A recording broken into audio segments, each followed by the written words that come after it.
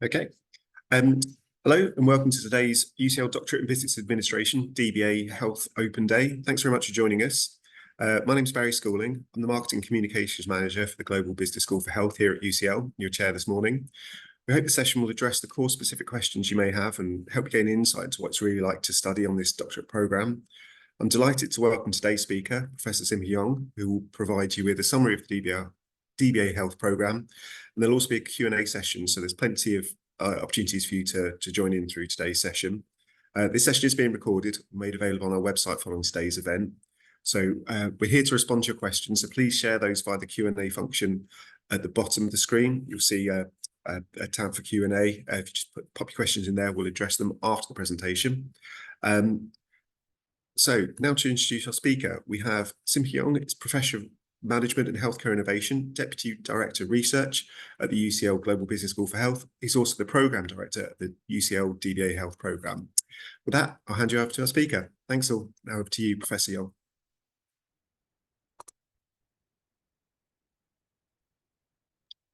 Thank you, Barry.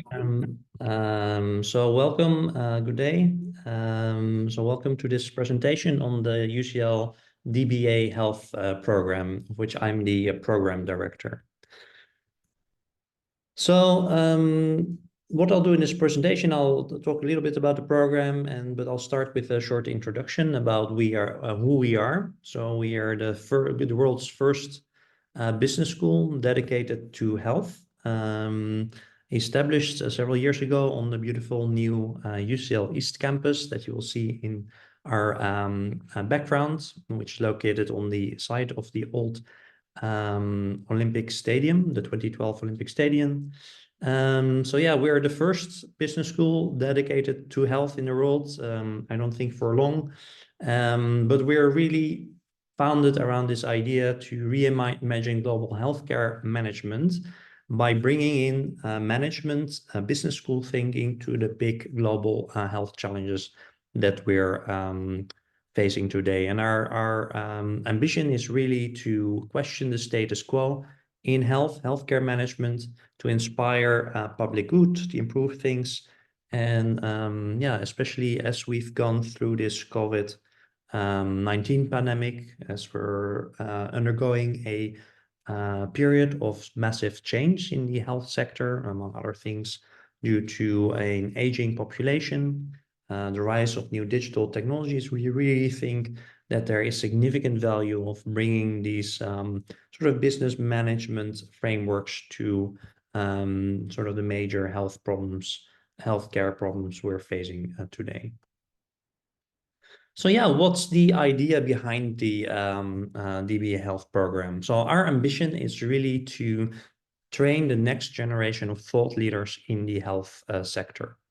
We do that by training our students in bringing sophisticated, rigorous scientific thinking and methods to the health sector's main challenges we are facing today. Our program, the idea is really to support students in reaching new heights in their careers. So most of our students have reached some sort of seniority within their organizations. Our program is designed to help students sort of help them in their career so that they are able to be visible and seen as thought leaders beyond their individual organizations, and seen as really visible figures within a professional field rather than just their own organization. So yeah, so this is a program designed to support students in their personal and professional development, help them develop self-confidence in their careers, in sort of how they think about how they contribute to their professional field. And yeah, this is a program where you're really connected to the research community at the UCL Global Business School for Health. So I will talk a little bit more about it later, but we really have a very varied and multidisciplinary research organization community that you will become a part of, where we have a leading faculty looking at sort of issues in health and healthcare, from the perspective of hospitals, social care, faculty doing qualitative field work, research, doing more quantitative, data analytics research using the latest AI technologies. We have more applied, more theoretical faculty. And yeah, you will be able to work with some of the leading professors in this field. You can, a lot of students stay in their projects, so in their research projects, they'll bring in data from their own work. Or, of course, you can collaborate with faculty and who have their own research projects and data you could use in your project. So yeah, so you'll by becoming a DBA student, you'll gain access sort of to the academic expertise, networks, and interdisciplinarity from across the whole GPSH research community. You're becoming a part also the GBSH, the Global Business School for Health, is part of the Faculty of Population Health Sciences. And yeah, and more generally, you'll be able to sort of link into, through your studies, the program is designed to link you into the sort of the broader intellectual research community organized within this sort of health innovation ecosystem in the Greater London region, which is one of the sort of greatest centers for biomedical innovation in the world. So a little bit about the program. So it's really designed for professionals who have full-time jobs and who pursue this degree as a on a part-time basis. It's designed, as I mentioned, for senior health leaders, managers. The program consists of 3 parts. So there is a taught element in years 1 and 2. You'll be working on a professional practice portfolio in year 3. And then you'll have a research phase of the program running through from years 3 through 5. It is a mostly distance learning program. However, every term, all students come to campus for a 1-week residency, where really you're immersed in the research environment at the Global Business School for Health. So yeah, we can do a lot in terms of online education. COVID and our more general experience has taught us there's no replacement for person-to-person interaction, networking, and we'll provide that through these 1-week residencies. Yeah, you'll become part of the broader UCL community. So UCL is one of the leading research universities in the world. We've been ranked ninth in the world in the recent Times Higher Education ranking. We're ranked 2nd in the UK for research power, and 1st for research power in medicine, health, and the life sciences, according to the 2021 research assessment exercise, which is a national research assessment run in the UK every couple of years. So yeah, we're a top 10 university according to most of the international rankings. And yeah, enrolling in this program, it will yeah, provide you also the inimitable experience of London as a global city that is a leader in health and business. So yeah, what makes this program stand out? So we are the only DBA program in the world dedicated to the health and healthcare sector. Health is integral to all we do. So all our courses, they're really infused with case studies, with theoretical perspectives that really focus on the issues that are important in the healthcare sectors. Yeah, so as I mentioned, the program is specifically designed for aspiring healthcare leaders with cutting-edge contemporary topics in mind.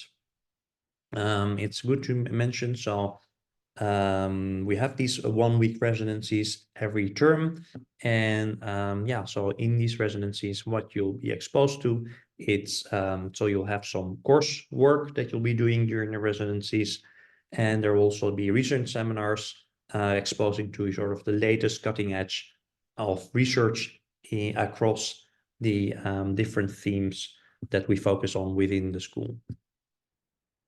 I already discussed our lecturers. Research advisors are world leading in their field with a range of research interests. And by becoming a member of our GBSH community, as an alumnus, you'll also be able to access continuous learning and have discounted reduced rates for example, accessing executive education programs.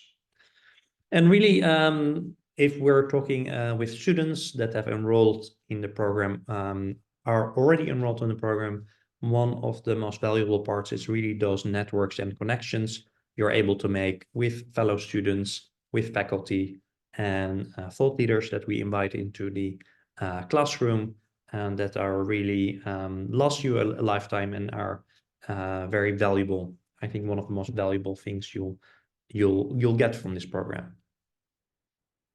So what is the typical profile of our students? So these tend to be more senior professionals, senior managers from the health sector, wanting to gain a sort of an applied research background to drive forward an evidence-based approach in their thought leadership activities. They tend to be senior staff wanting to enhance, refresh their skills, knowledge without taking a career break. Students will have completed a master's degree or MBA, but are looking for their next academic challenge to make a difference in the health and healthcare sector. And yeah, these are typically professionals looking to pivot into healthcare management, research, and making that a part of their professional roles.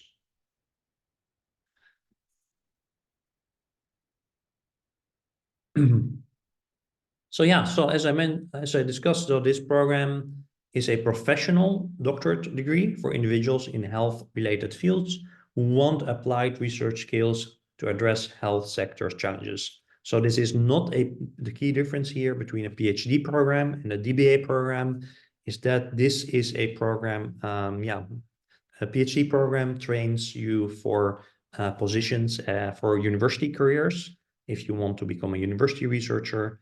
Here, the emphasis is really about professional thought leadership, and I'll talk a little bit more about the various modules we'll offer to that effect in a moment. So yeah, the online taught modules.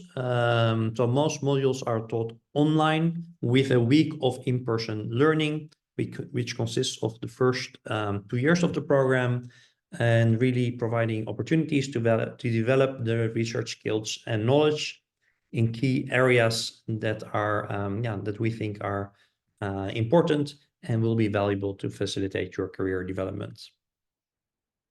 In year 3, you'll be working on an advanced professional portfolio, which will allow you to reflect critically on practice within your organization and sector.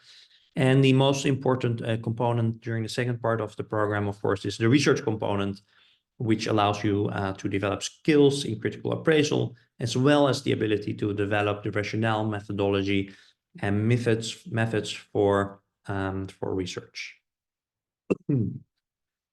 So this program has one intake per year. So students start in who apply this summer, they would and are admitted to the program. They would start in September 24. It's a 5-year program, as I mentioned, distance learning with termly 1 week in-person education in London during the first 2 years of the program. The fees are £64,500, which are which the amount is divided over the 5 years of the program.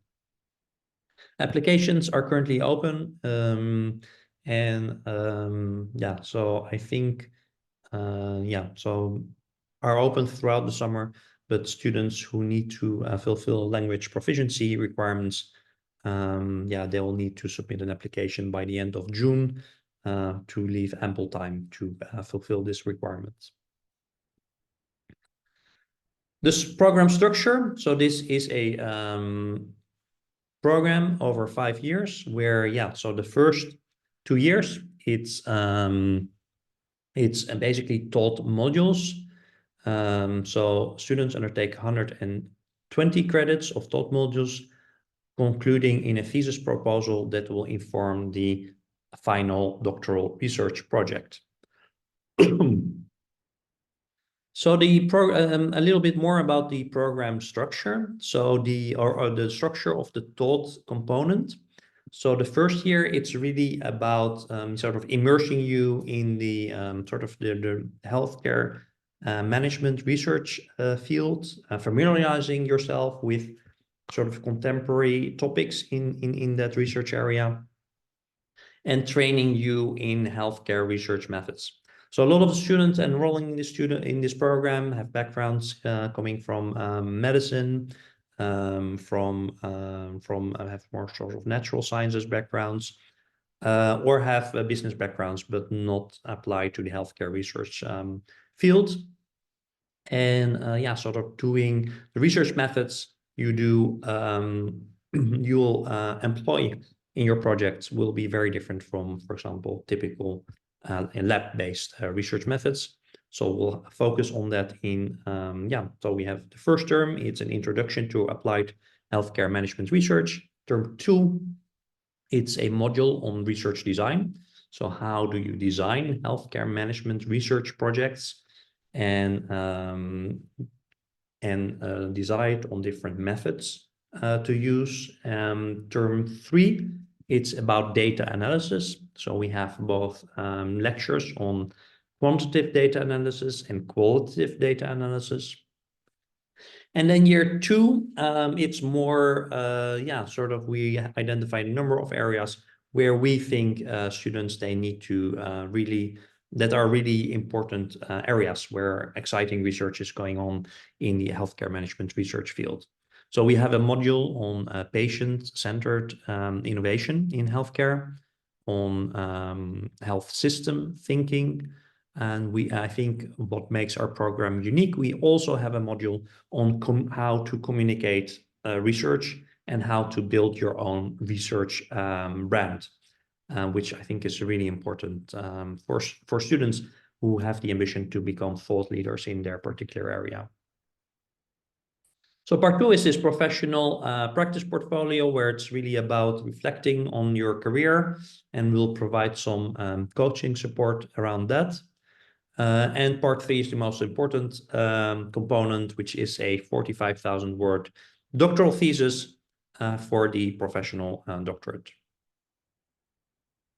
So activities in year 3 to 5 include this professional portfolio, research proposal with ethics ethics approval that needs to be cleared. And then you'll work on a final thesis, and you'll have 2 supervisors, a primary and a secondary supervisor, helping you develop your DBA thesis. And also you have a thesis committee consisting of external faculty to your supervisory team that also provide additional support and quality assurance. And then, in the end, at the end, you'll need to prepare a final thesis and defend the thesis via a viva examination, which is the same. So that's the same across our PhD and DBA programs. There is the option for students after 2 years to exit to gain an exit award. And students after 2 years, they may be, if they decide they do not want to, they've completed their modules and they do not want to proceed with their thesis project, they can be awarded a postgraduate diploma in research skills for business administration in health. So in terms of the admissions requirements, what we're looking for is students with a strong academic record. So that's a master's or MBA degree with at least an upper second or equivalent degree qualification. So graduates without a relevant degree, but with extensive work experience are welcome to apply and will be considered on an individual basis. So UCL is very strict with language requirements. So we require an IELTS score at 7.0 or above, with no area less than 6.5 in the subtests. So looking at the, so most students, practically all students, they have a background in the health, they work in the health sector. We had, I think, one student in our program who came from outside the health sector. So if your previous experience is from outside health, you should use your application really to demonstrate a strong desire to pivot into the health sector. So yeah, applications for the program are open until the end of June for students who are required to do a language test, and students can apply into July if they do not. So typically students have more than 5 years of work experience. There will be interviews as part of the selection process, and we'll be asking for 2 references.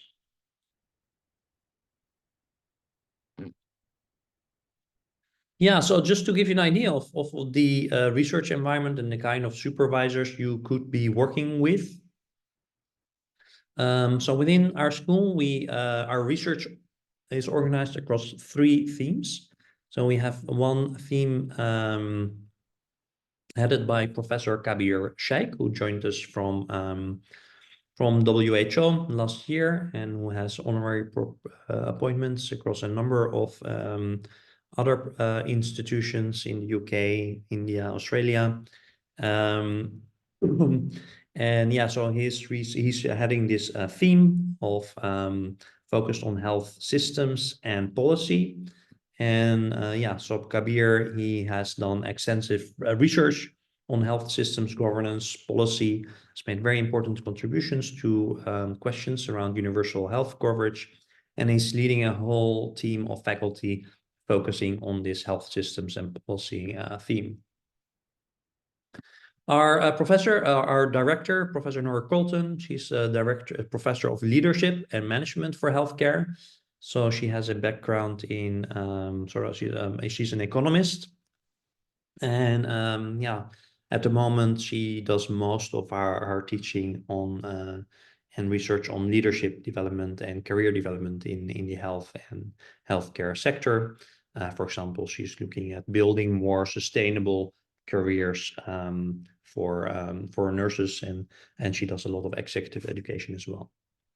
A second theme we have within our school is the health economics, finance, and operations theme, which is headed by Professor Sotiris Vandros, who's also an adjunct faculty professor at the Harvard School of Public Health.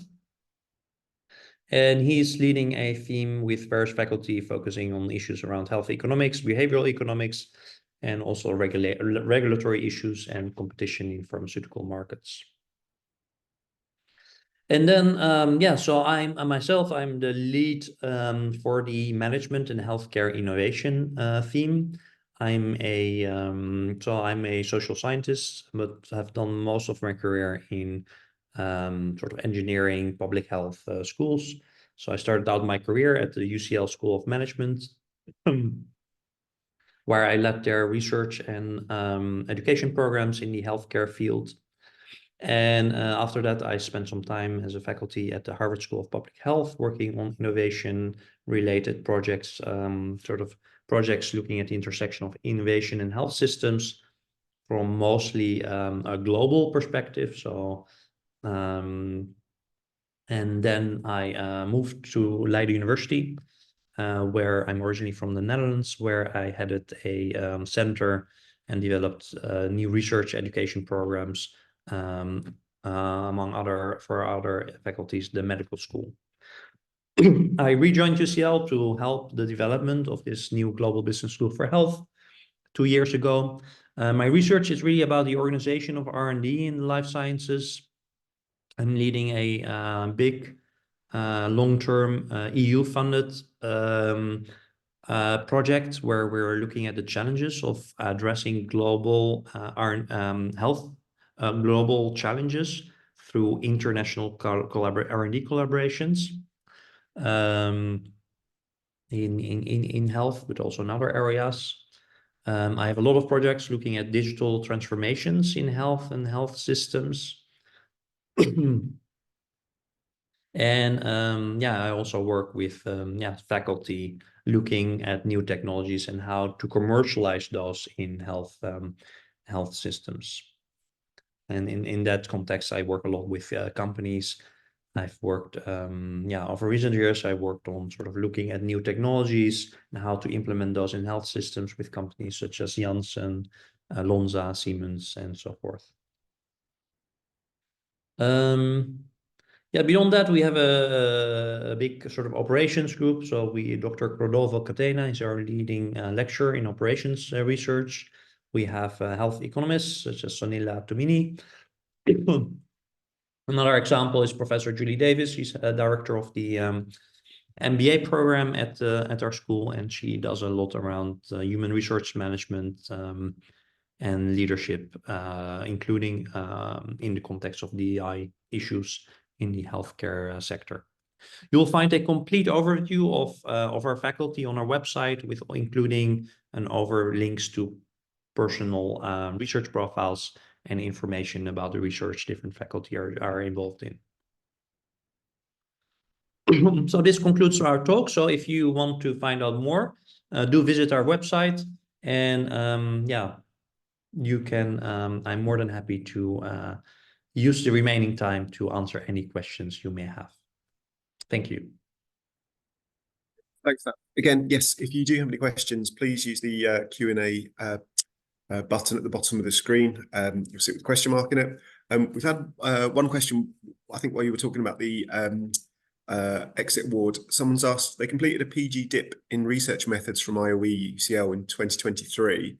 Can they be considered for part 2, year 3? They also have an MBA with an upper second and 20 years work experience, last 7 years in healthcare.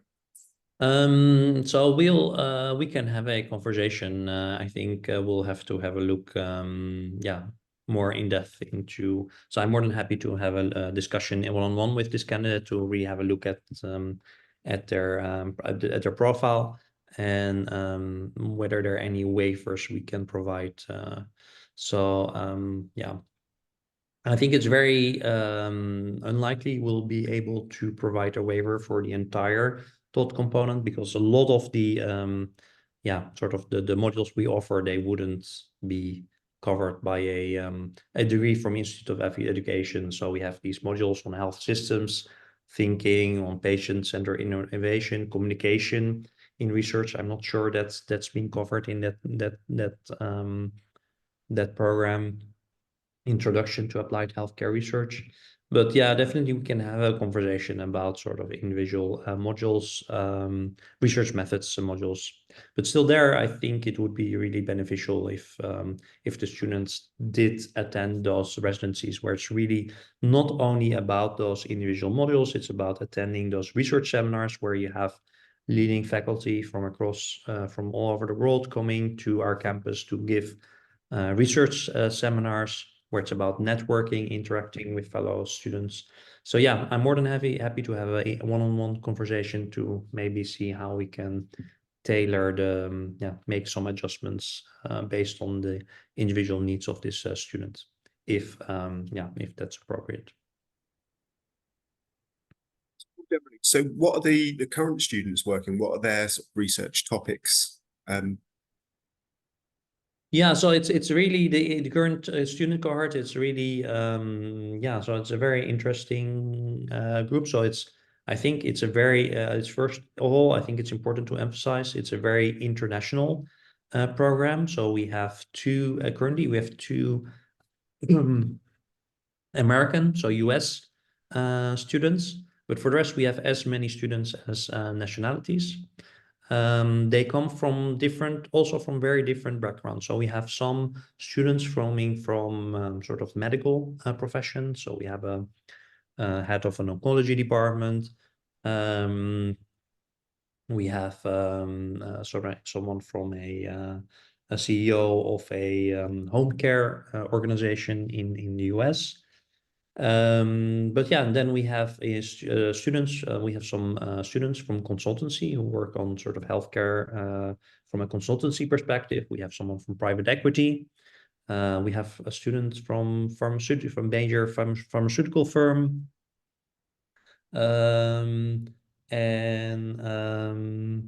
Yeah, so it's really and also from industry. So we have students from GE Healthcare, for example. So it's really a very interesting mix of different perspectives in this program.